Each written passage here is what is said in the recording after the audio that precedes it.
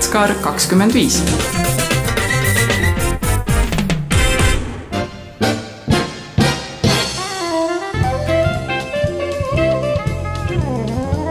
See muusika on mängitud ja salvestatud päris esimesel Jatskaare festivalil. See tähendab, et 1990. aastal. Eesti Raadio Bigband mängis taval niimoodi Uno Naissoo pala Tahaksin olla ja selles muusikas oli vägev hoog sees. Umbes samamoodi särtsakalt algas siis ka festival, mis tänavu, ehk siis 2014. aastal, toimub juba 25. korda. Selle toreda pooljuubeli suunas tuleb lugupidav kummardus ka raadioeetris, mis tähendab, et täna algab 25-osaline sari Jatskaarest. Saatelõigukesi peaks eetrisse jaguma kuni päris Jatskaare alguseni.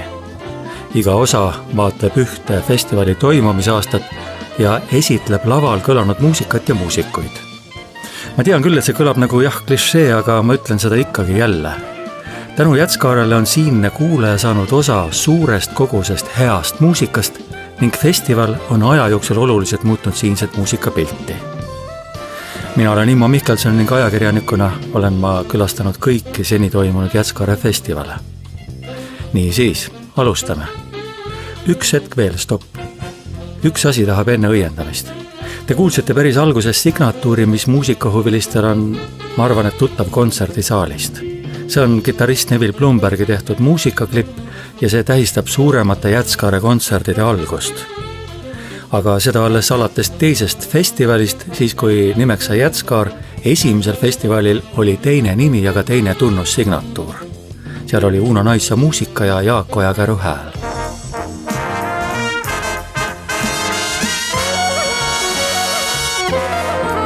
Rahvusvahelised džässi- ja bluusipäevad Tallinnas.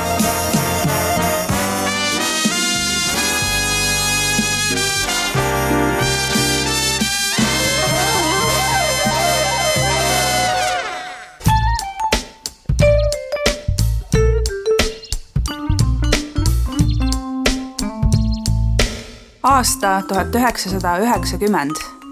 Esimene festival nime all Džässi- ja bluusipäevad.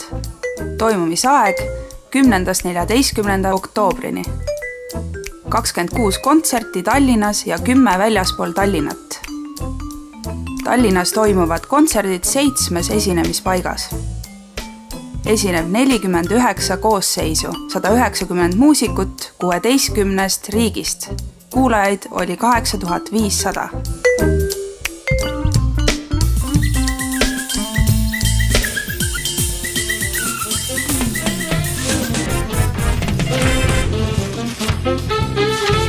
Üks olustikuline helipildike tänapäevast. Anne Erm istub Jatskaare kontoris ja lehitseb vanu festivali buklette. Linnahall ja Sakala ja siis Kiko paar, nii et ja veel raadio Valge saal, mis on mul juba läheb silma eest kirjuks tõesti ja Viru varietee, nii et neid kohti oli tõesti. Ja ma näen veel Tallinna Raekoda, kus Petras Višnjavskas ja Arkadi Kottasmann. Nii et kui siit niimoodi noppima hakata, siis on siin häid esinejaid küll, et tuleb nad nagu üles otsida. Anne Erm ütleb, et festival algas pisut kummalisel moel ja talle ootamatult, vast ehk isegi üllatuslikult.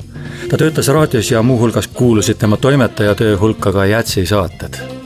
Ta käis tööasjus mööda toonast Nõukogude Liitu ringi ja nii sigines hulk tutvusi. Ja ikka mitmel pool küsiti, et oi, et Tallinn oli ju nii kuulus džässilinn ja 60. aastate festivalid on kõigile nagu mällu sööbinud, et kas teil ikka ei toimu festivale või? Ja tõepoolest meil tol ajal ei toimunud festivale. Mõned pisemad sündmused korraliku festivali mõõtu välja ei andnud, nagu näiteks Tudengi džäss või Aravete džäss või siis Pärnu Fiesta, mis ei toimunud Tallinnas ega saanud mitte kuidagi ennast 67. aasta varju alla sättida. Paljud ikkagi unistasid, et Tallinna rahvusvaheline festival saaks nagu taastatud. Eesti Kontserdist vist isegi püüti seda nagu teha, aga ei õnnestunud siiski ja tõepoolest see oli siis aastal 89, kui ma käisin jälle seal Pilisi festivalil ja öelda, et kas siis ikka kuidagi ei saa siia esinema tulla või? Ja ma ütlesin, et okei, et korraldame siis mingi ürituse Anne oli aasta varem pannud kokku ühe galakontserti Eesti Kontserdile, mis siis alles äsja või hiljuti oli kandnud Filharmoonia ehk siis muusikute slängis öelduna Fila nime. See tegu andis Annele juurde julgust lubada. Et ta siis proovib. Kuigi ma ei kujutanud ette seda asja ja mõtlesin, et millest siis nagu peale hakata, siis tuli tänava peal vastu Leks Sapožnin ja siis küsisin tema käest, et kuidas siis nüüd oleks, et teeksigi ühe väikese džässiürituse.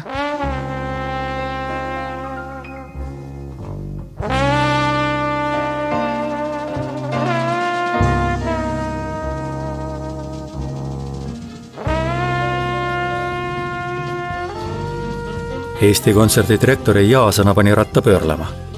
Umbes samal ajal hakkas tegutsema džässiliit, kus džässihuvilised mehed arvasid, et Tallinna vana festivalide traditsioon tuleks ikka taastada. Selle seltskonnaga käis kemplemine festivali nime pärast, kuid korraldamise abi sealt eriti ei tulnud.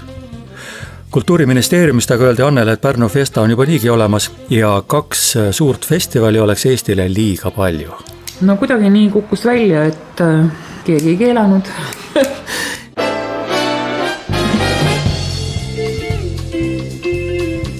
Hulk aastaid pärast festivali algust Eesti Raadio keskööprogrammis rääkides meenutas Anne Erm, et toona andsid Jätsuliidu mehed talle korraldamiseks lahkesti kaasa raske kohustuste koorma, mida nad aga ise kuigi meelsasti ei tahtnud vedada. Persona.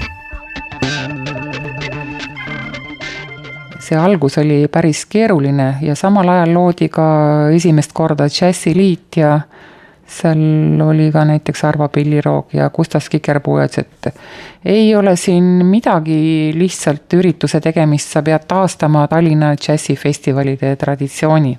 Persona.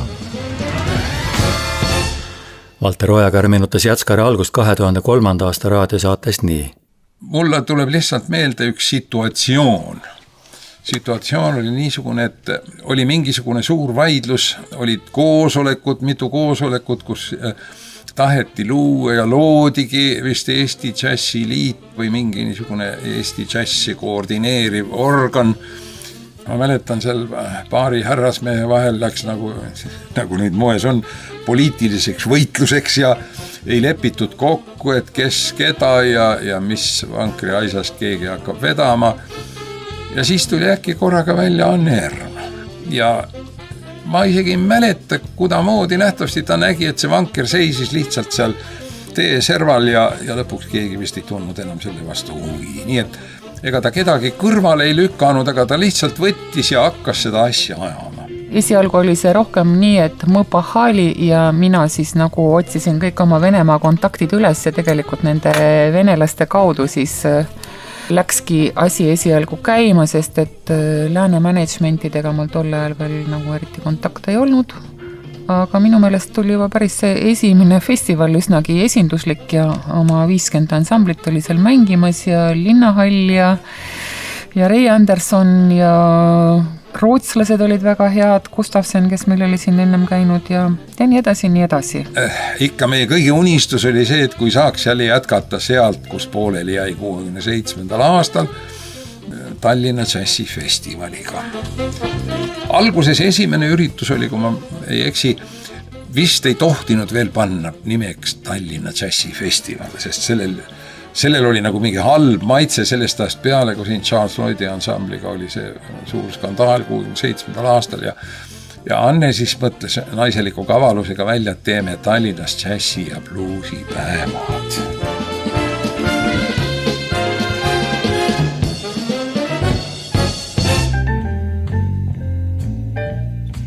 Mina hakkasin neid esinejaid otsima ja lõpuks siis oligi seda moodi, et Eesti Kontsert broneeris saalid, broneeris hotelli, broneeris piletid, aga raha tuli ikkagi minul nagu otsida. Annel algas lõputu uste kulutamine ja inimeste tülitamine. Ametkondades tänaval, firmakontorites ning piskuhaaval see raha Eesti Kontserdi arvele koguneski. Anne Erm kirjutas ise ka festivali bukleti tekstid, et tutvustada muusikuid ning ta suhtles esinemiste osas ise muusikutega. Pidasin kontakti siis nagu muusikutega, tollal oli see väga raske, sest oli vaja masinaga kirjutada ja siis veel teleksiga või faksiga saata ja kogu aeg tulid näpukad sisse ja oli vaja jälle uus paber sisse panna ja otsast peale alustada, et see oli nagu selles mõttes koledasti keeruline, minu jaoks vähemalt. Ma ei olnud selline ideaalne masinakirjutaja. Näiteks Kiri Moss-kontserti tõi Tallinnasse esineja Poolast, jaatavaid vastuseid tuli veel mitmelt poolt ja Tbilisi festivalil sõlmitud tutvus Šveitsi manageriga andis lootuse saada esinema suurema kaliibriga välismaine staar.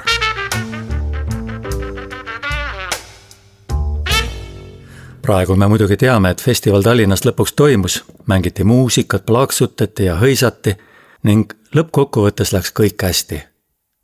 Jaskare praeguse kontori riiulitel on reas paksud kaustad artiklitega. Aastate kaupa on seal lõigatud tükikesi välja ajalehtedest ja ajakirjadest. Hoolikalt on kaante vahele paigutatud kõik need lõigukesed. Seal on kirjas, mis Jaskare ja selle esinejate muusika kohta on meedias ilmunud. Anne Erm läheb, sirutab käe ja võtab esimese kausta. Muidu meil ikkagi nagu enam-vähem korjatud, et mis, kuidas on ette ja taha kajastatud. Et see on ju vist päris hea. Siin on nagu artiklid nagu kleebitud ja varasemast oli nagu inglise keeles.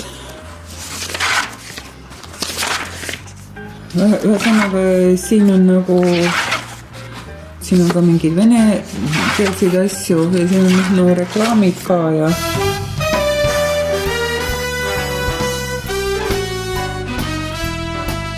Päevaleht trükkis ära Valter Ojakäeru hüüatuse.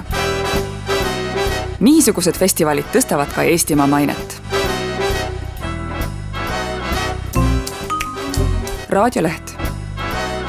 Tallinn on tagasi saanud džässilinna maine ja taastanud festivali traditsiooni, mis katkes 23 aastat tagasi. Päevaleht kirjutab. Tallinna džässi- ja bluusipäevad olid kultuurielu suursündmus, mis Tallinna ja Eesti kuulsuse üle maailma laiali kannab.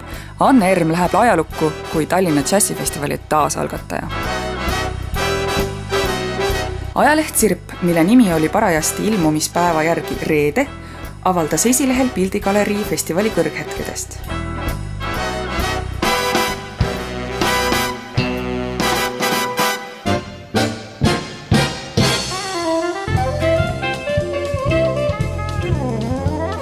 Kuu enne üritus toimus Viru hotellis džässfestivali tutvustav pressikonverents. Seal meenutati palju 67. aasta festivali. Kõigest muust tähtsam oli aga ikkagi muusika ja muusikud. Rootsist võttis ise ühendust Håkan Levin, Jutterström Blues Crew. Håkan Levin, kes leidis siit endale kohe ühe jutiga nagu kaasa. Ja see Elin Rossaland, kes Fairplays laulis, nendel on siis trio koos selle Sitsel Endreseniga. Valter Ojakäär oli vist see, kes andis kontakti, kuidas leida Arne Tamnerust. Ma ei mäletagi, kas ma sain otse selle kontakti või pidin ma veel kellegiga ühendust võtma.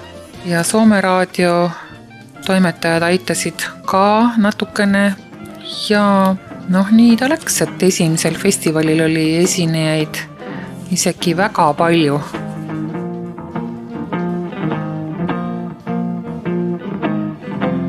Bluusiparaadil esinesid näiteks Tõnu Aare, siis oli Soome, Rootsi bänd, see Håkan Levini bänd, Sõpruslinnast oli see Bluesmanner bänd ja üks bluusimees ka Ameerikast, Alan Evans oli tema nimi, ta oli rohkem küll nagu uurija kui bluusivend, aga igal juhul ta julges sinna lavale üksinda minna ja laulis paar laulu ka.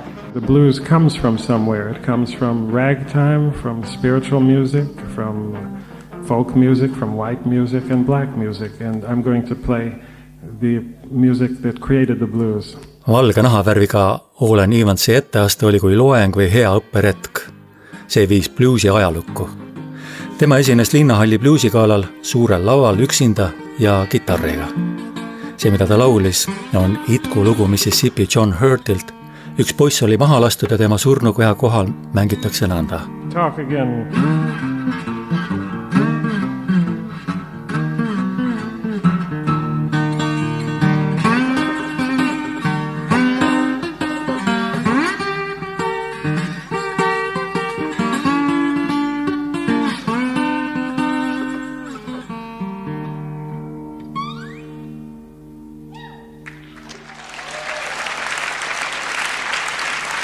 Džässi sünnimalt Ameerikast tuli festivalile veel muusikuid, trio Cecil Cher Martucci.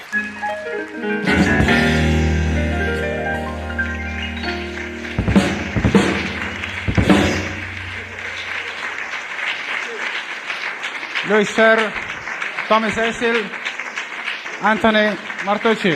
Nemad esindasid seda õiget, seda lipsude ja ülikondadega viisakat päris džässi. Nende rütmid ja kõlad olid pärit džässi peatee keskalt. Trio klubi kontserdi kavas oli suisa pühendus Tallinnale, lugu pealkirjaga Tallinn Days and Nights.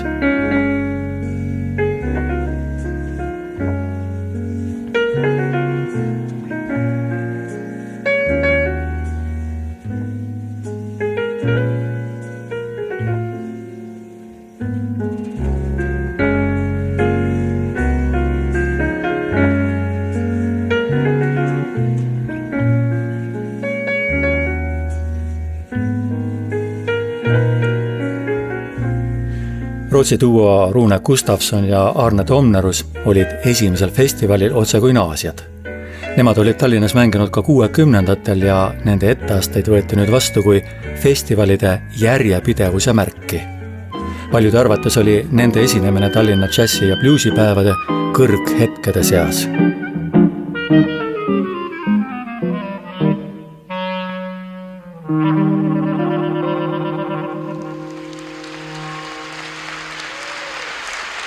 Rune Gustafsson, Arne Tomnerus.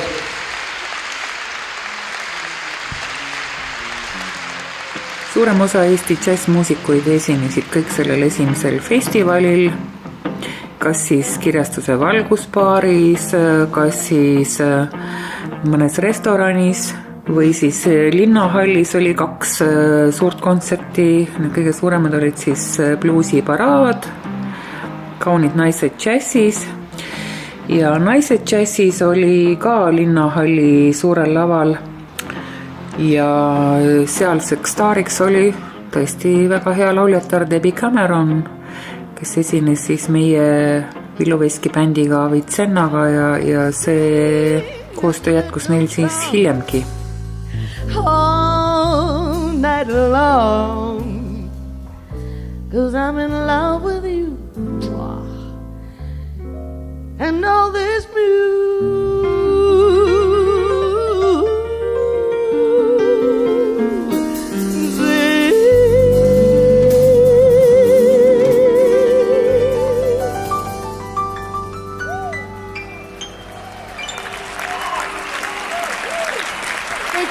Thank you very much. Thank you. My name is Debbie Cameron.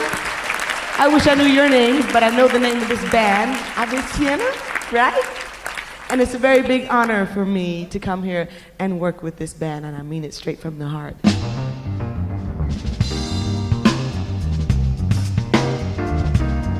Norralased Fairplay, mis oli nagu hea üllatus, natukene moodne, kas seal oli natukene elektrilist kõla või midagi sellist.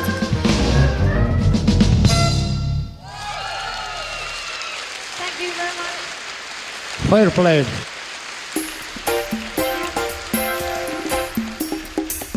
Ajalehest Päevaleht loeme pärast ansambli Fairplay kontserti. Vapustav, niisugust muusikat meil lihtsalt pole. Taolised väikesed pärlid annavad festivalile sära.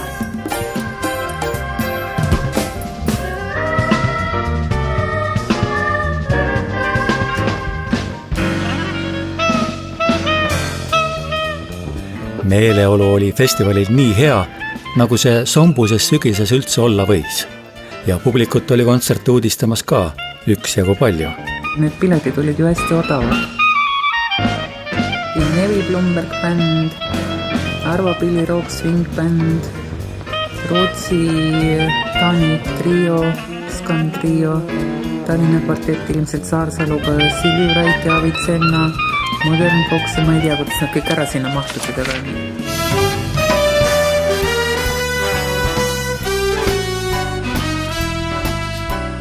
Ajalehest Eesti Kultuurileht. Esinduslik džässifoorum Tallinnas pakkus ligi nädala jooksul ülitiheda programmi linna peamistes esindussaalides, traditsioonilisest swingist avangard džässini.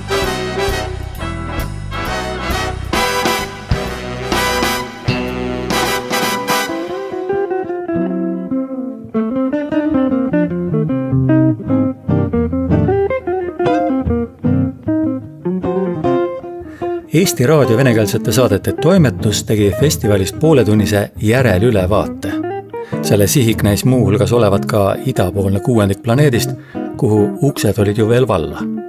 Ametlikult kehtis Eestis ikka veel Nõukogude võim ja selles saates, millest kohe kuulete lõike, loetleti üles peaaegu kõik tähtsamad esinejad, kuid omaette rõhuasetus oli mõistagi Eesti ja Venemaa muusikute koostööprojektidel. Saates Musikaalne Estonia on mikrofoni juures Jelena Nemirovitš-Tanchenko. Непосредственность это ощущалось и в выступлении гитаристов таллинца Tiita Pauluse ja Leningradse Andrei Rябова. Näiteks Tiit Paulus mängis kitarri koos Leningradi kolleegi Andrei Rjaboviga. Kenale ülevaatele festivalist lisandus saates ka retk ajalukku, sealjuures skandaalihõngulise 1967. aasta festivali ja sellele järgnenud eesriide sulgumise juurde. Пришлось закрыть занавес и надолго. Kõige muu hulgas kõlab saates intervjuu saksofonist Arvo Pillirooga. Tema, rääkides oma lopsakast festivali muljest, viskab jutusse ka Nõukogude olustiku okkaga ja naljakese.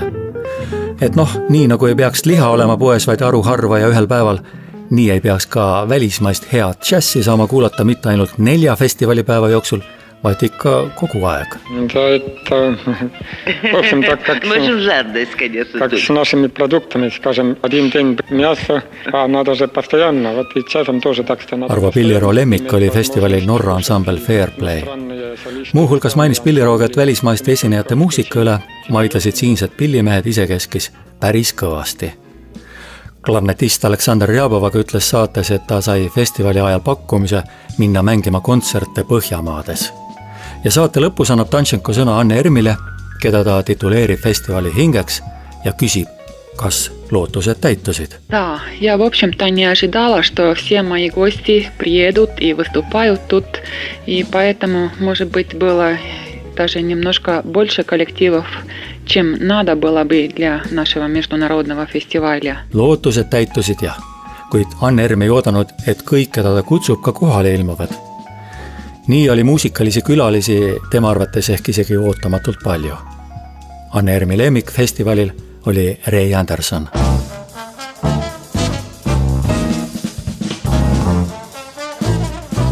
Его багаж огромный. Тут и влияние и классики, и знание Диксиленда, знание рок-музыки, фьюжн, фанки. И всю эту огромную скалу мы видели на его концерте.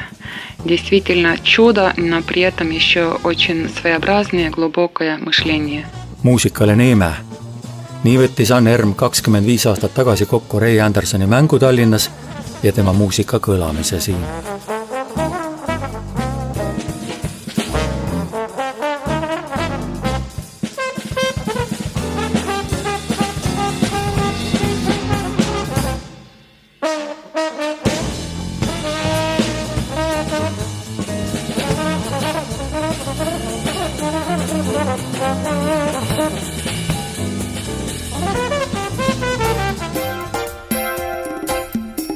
Arvustusest ajakirjas Teater, muusika, kino. Ray Andersonil õnnestus tõesti murda selle raske pilli vastupanu ja saavutada ainulaadne väljendusrikkus.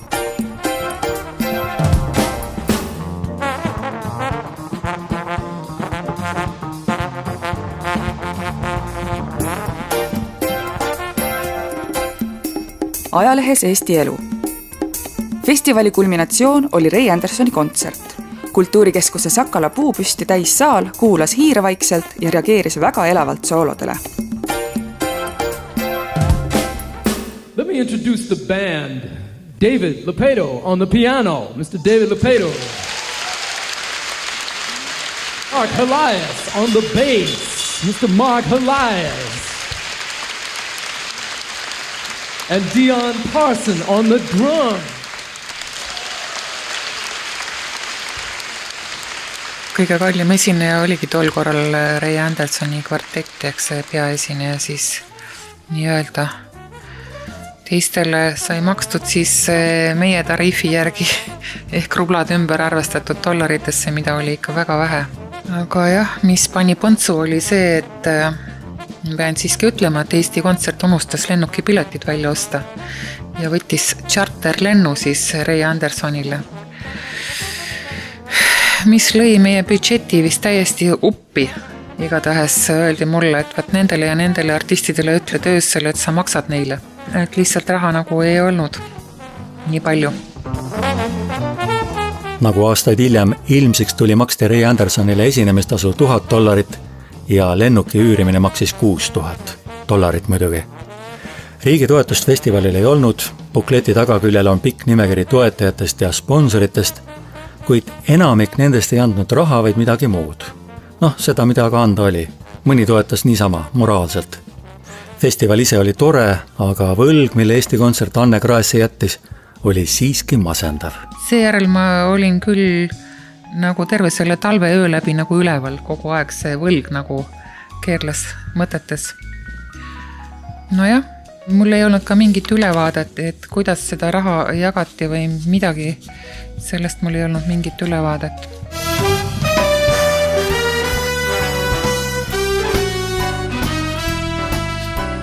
Ajalehest Kodumaa. Džässi ja bluusi päevad ei möödunud kindlasti apsudeta, aga kuskilt peab ju alustama. Ajaleht ennustas pärast õnnestunuks kuulutatud festivali Eesti džässi uut tõusulainet. Pärast esimest festivali võttis Anne Erm ajakirja Teater, muusika, kino intervjuus toimunu kokku nii. Kõige tähtsam ülesanne oli näidata Eesti džässi võimalikult heast küljest. Oluliseks pidasime, et külalised saaksid pildi sellest, mis meil ja meie sellest, mis Euroopas toimub.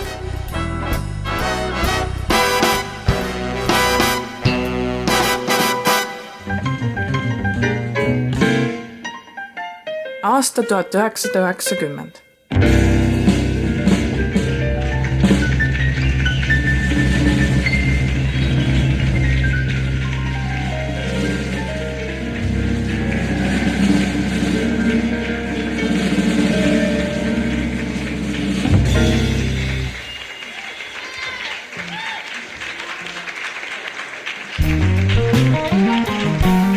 Kuulsite esimest saadet sarjast Jätskaar 25.